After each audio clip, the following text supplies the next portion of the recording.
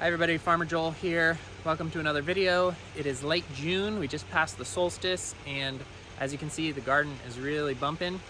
Everybody knows that plants use photosynthesis and the sunlight to grow, but a lot of people don't realize that actually the change in day length triggers a lot of things in plant life. So like flowering and pollinating and fruit set and seed development, those all have to do with changes in day length. Of course, after the summer solstice, day length is getting shorter, and plants know that that means winter is coming, and so that encourages them to start developing their flowers and pollinating fruit and then seed so that they can set seed before the cold weather comes and kills them off. So at this time of year, when we've just passed the solstice and it's now going towards winter time, we see a lot of plants starting to finally flower and start to produce fruit. That's a good thing in the flower plots on our farm, where the blooms are really coming in. We're starting to pinch the first ones, which encourages more blooms a little bit later. Broccoli has been heading up. You've had that in your share already. But there's one crop that we really like to eat that is actually the flower of the plant that you may not be familiar with. You got it in your shares last week, and that is the garlic scape. So I really wanted to talk about the garlic scapes and make sure you understood what they are and just how good they are, so that you can get them in your share this week and get a lot of them, because we have a lot of them and they're only here for a very short period of time. Let's go look at the garlic and talk about some scapes. So here I am in the garlic patch. We've got a lot of garlic because it stores really well. We like to have a lot on hand at the end of the season so that we can store it through winter. And we're hoping this year people who are getting winter shares will also be able to get garlic every week throughout the winter. It's a really easy storage crop. But as a lot of you know, garlic is a bulbing plant. So it's got a bulb underground, and that's the garlic head that you receive from the store. And there's 8 or so cloves in that garlic head. And if we were to leave that garlic head that's developing right now under this plant, if we were to leave it in the soil, those cloves would split and each one would become a new plant. That's the main way that people propagate garlic, is through the cloves splitting out and each becoming a new plant. And we actually plant garlic cloves to start our garlic plants. But there's another way that the garlic plant also reproduces, and that's through putting up a flower, which gets pollinated and sets seed, and then seed blows all over the place as well. Most people don't realize that though. But the first thing that comes up is the bud. And so this stem, I'll show you up close. This stem here, which comes out of the main garlic plant, comes up and it curls around at first, but on the end of it is actually a bud, and this is the flower. And after a few weeks, this whole thing will stand up straight and tall and become a beautiful purple flower, which will be pollinated and set seed and be garlic seed going all over the place. But at this critical stage, when the sun is high and the solstice is happening, and this plant is trying to go to flower and go to seed, just like the broccoli and all the other flowers, we come along and we clip these here. What that does for us and for the plant is that it encourages the growing energy that is in the plant, that's coming from the photosynthesis in the leaves, to head back down into the bulb and create a bigger bulb so that it can reproduce that way. But of course, that's our harvest. So it's important when growing garlic to trim those flowers off to encourage a larger bulb for our customers and larger cloves for us to go and plant in the next spring. So for the next couple weeks, we'll be cutting these scapes off of all these plants, and you can see there's a lot of garlic plants here in the garden for us to do that, but it's only a very short window in the season when all of these plants are trying to go to flower at the same time, and we have to trim them all off. If we can't sell them and we can't use them, they go in the compost pile. It's an important part of tending the plant to trim off all of those flowers. But the great thing is that garlic scapes are really delicious. They have a mild kind of garlicky flavor, not like a garlic clove, much more mild. They have a really nice firm snap, and you can use them in some really great ways. So I'm putting a recipe in the letter this week, how we like to use them. One of our favorite ways to snack on them is just to roast them on a pan in the oven, tossed with a little bit of olive oil and salt, 350 degrees until they're really crispy. It's just kind of a salty snack, like kale chips or regular chips, something like that. So we love to have those as a side dish. They're really easy. Just throw them on the pan, throw them in the oven, wait till they're crispy. and then they're delicious. But we also chop them up and put them into stir fries. That little bit of crunch, that short piece of crunchy stem is really nice in there. You can put them in soups and stews, all kinds of different dishes that you can put them into if you want just a little crunch and a very small garlic flavor. So especially when you're eating them as roasted in the oven like that, you can just devour a ton of them. So we really encourage you guys this week, probably only, maybe next week, to really load up on them in the store. Just go ahead and get a couple bags. We'll have a ton of them here, but they're only for this week and next week. So make sure you just grab a ton, throw them on a cookie sheet, roast them in the oven, and try them out. It's a great snack. But yeah, that crop of garlic scapes and garlic flowering is kind of indicative of what's happening here in the garden generally as we hit the solstice, and out in the pasture as well. A lot of the grass plants are going to seed, and that's really good for some of the areas in the pasture that need to be seeded. They need more grass plants growing in them. So of course, we're really happy for that flowering and seeding process to happen, and we can let it happen where we want it to happen, and we can pluck off those buds and keep it from happening where we don't want it to happen.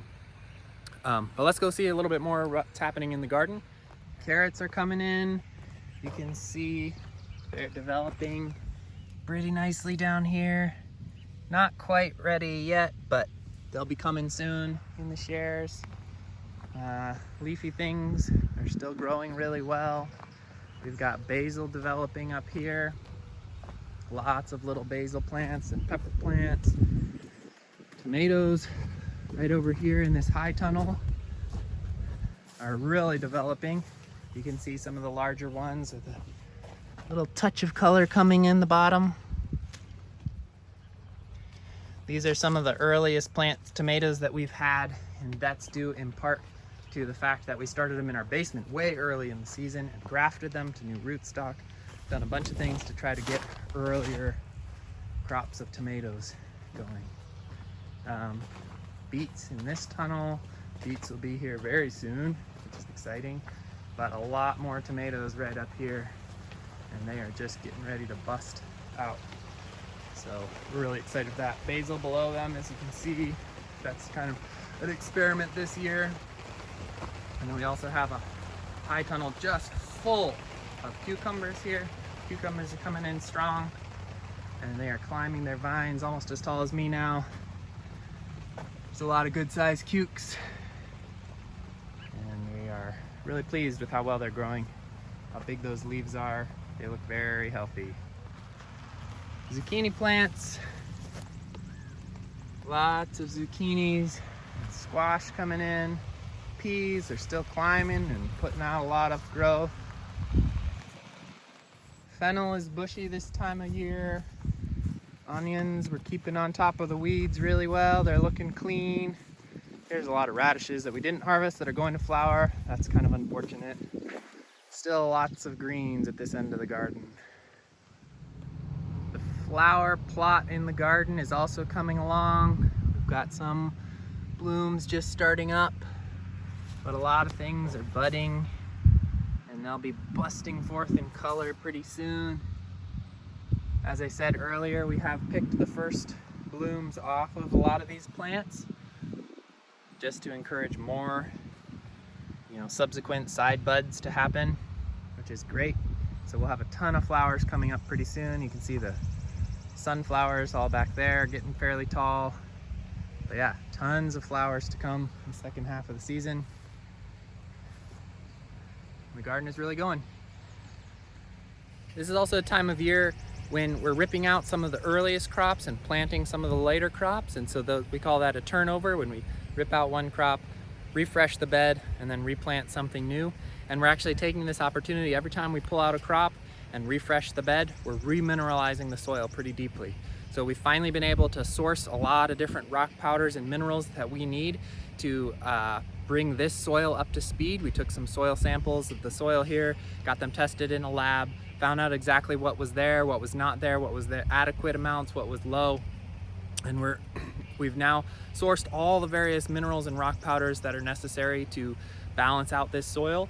And we're creating a custom recipe for this ground. And every time we remove a crop and refresh the bed, we're mixing those minerals back into the soil so that subsequent crops are even more perfectly balanced, even more healthy, and the food is even more nourishing for all of the eaters. We know that minerals are kind of the building blocks of our bodies. They have to be processed and recombined into vitamins and lipids and all the various things that your body uses.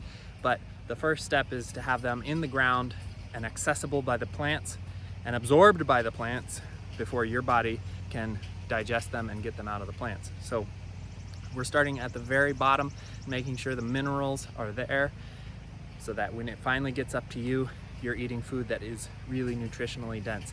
You know, a carrot is not just a carrot. There's a wide range in the nutritional quality of carrots. And so eating vegetables is just not enough. You have to also eat vegetables that are grown in soils that have been totally balanced out and are really healthy.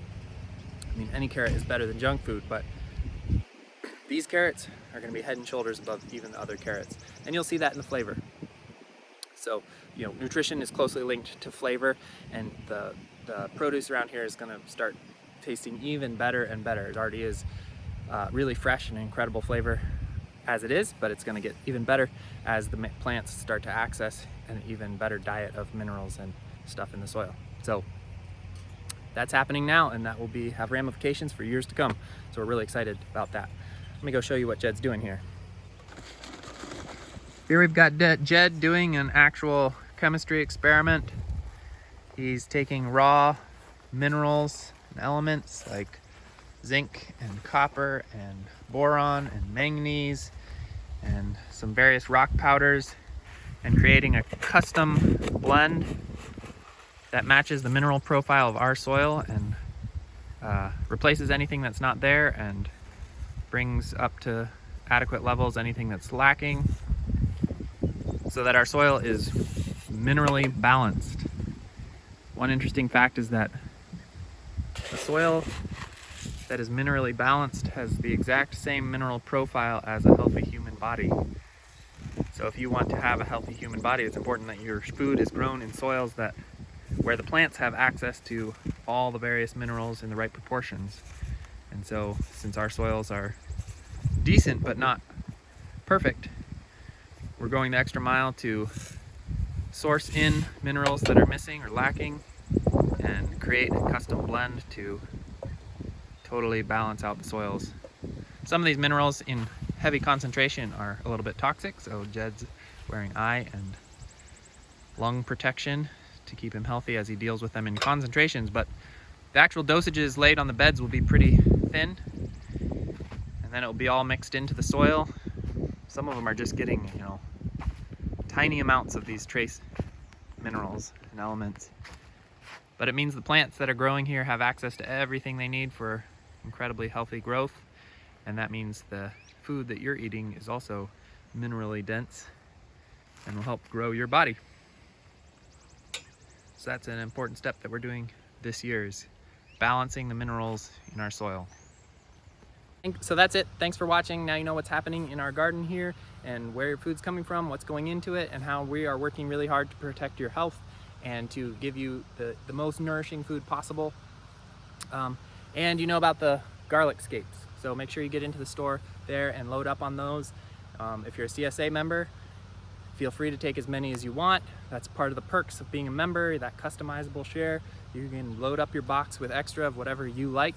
But even if you're not a CSA member, feel free to get in there and buy some. We'll bring them to the drop site next week, and you can enjoy a very seasonal, short-lived crop from our garden that you can't really find in the store. So another one of the cool things about working directly with the farmer, you can get some cool crops that come at very specific seasonal moments that are just, you know, not out there in the stores. So get into there and customize your box, and we'll see you at the drop site. Thanks for watching.